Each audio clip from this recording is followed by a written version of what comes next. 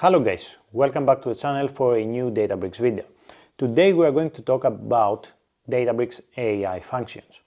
AI functions in Databricks are a recent feature and you can call them directly from SQL. When you invoke an AI function in Databricks, under the hood, Databricks sends the text to a generative AI model.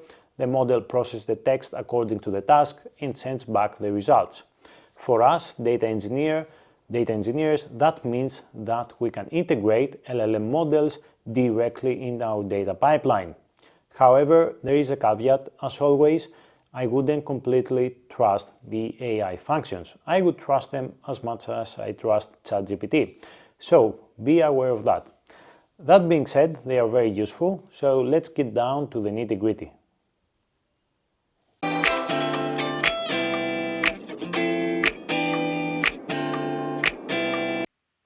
Okay guys, so here we have Databricks documentation about AI functions. AI functions are built-in functions that you can apply AI like text translation or sentiment analysis on your data.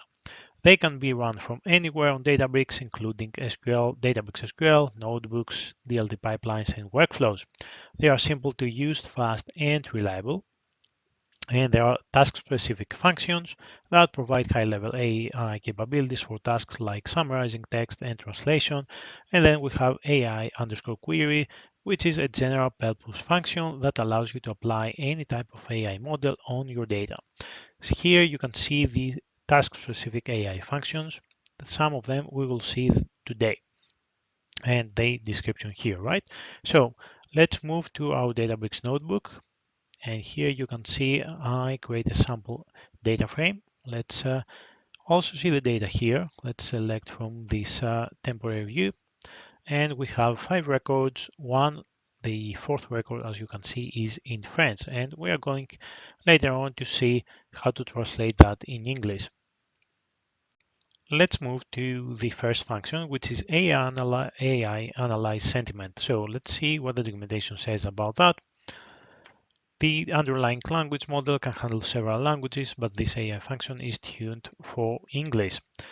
The AI Analyze Sentiment function allows you to invoke a state-of-the-art generative AI model to perform sentiment analysis on your input text using SQL.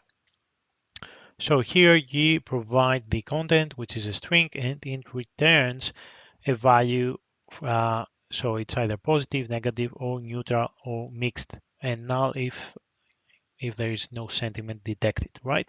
So let's go back to our notebook and let's run this function. So the text is the text column. We have the original content, the original strings, and the sentiment is the new column. And let's see the sentiment here based on the text. So I love this product. It works great. So it has a positive sentiment, of course. The delivery goes late and the package was damaged. That's the negative sentiment. Here, please contact me at this email. That means it's a neutral, correct. There is no sentiment detected here. This is in French, and again, it's neutral. I'm not sure how I feel about this. Again, that's neutral, right? So it's not good or bad. So that's how you can use the AI Analyze Sentiment function. It's pretty convenient sometimes. It depends on the project and the task, and if you need to use LLM models and all these kind of things. Moving on, we have AI Classify, the next function. So let's see what the next function does. The AI Classify function allows you to invoke a state-of-the-art generative AI model to classify input text according to labels you provide using SQL. So you have to provide the content and you can also provide the labels, right?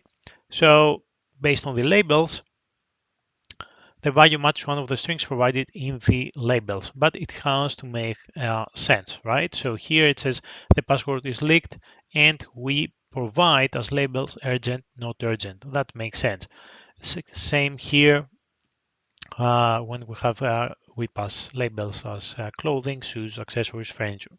So let's move to our notebook and run this here. So as you can see in the array for the labels, I pass, sorry, we don't need this one here. I pass positive feedback, negative feedback, and neutral feedback.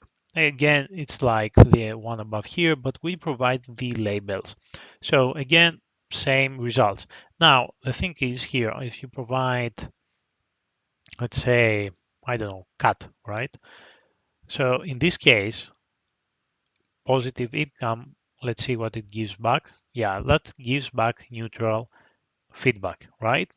And if you change the labels, it will give you different results. So the labels have to make sense according to the text, right?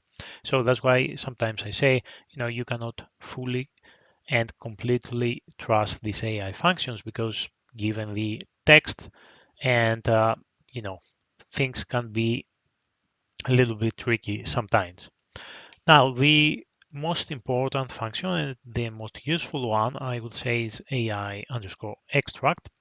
And this function allows you to invoke a state-of-the-art generative AI model to extract entities specified by labels. That's very, very useful. Before that, so we want the email, the person, the location, the feeling, the condition, and the timing from the original data. And it can be very, very useful because, if you have a text, I've worked in projects in the past where we had, large texts and we had to find email addresses or names, etc. And there was no structure in the text, so it can be very tricky. But here, as you can see, in the first text, we only have feeling, right? Love. Then in the delivery was late, so here you can say the condition was damaged and the timing was late. That makes sense. Now here that we provide an email, we get back the email. And here again, we get the person and the location. And again, here we get the feeling and the condition, right? So this is a very, very useful function, AI extract, especially when it comes to parsing big texts. Moving on, we have AI mask. Okay, that's not something, extraordinary. We mask the labels that we provide here. So if we go into the documentation, it says the mask to mask specified entities in a given text using SQL. Yeah, pretty simple. You can guess. Here we mask the email address or the person and the location. So you provide the labels and what you want to mask inside the text. Also very useful, although it's not extraordinary, it's very, very useful. Now we have AI translate. Okay, so if we run this, again, we don't have to check the documentation. As you can imagine, it translates from French to English. Here you can see the translation, right? So if you change that to French, you will see that the translated text it will be in French. Everything will be in French. So give it a second to run.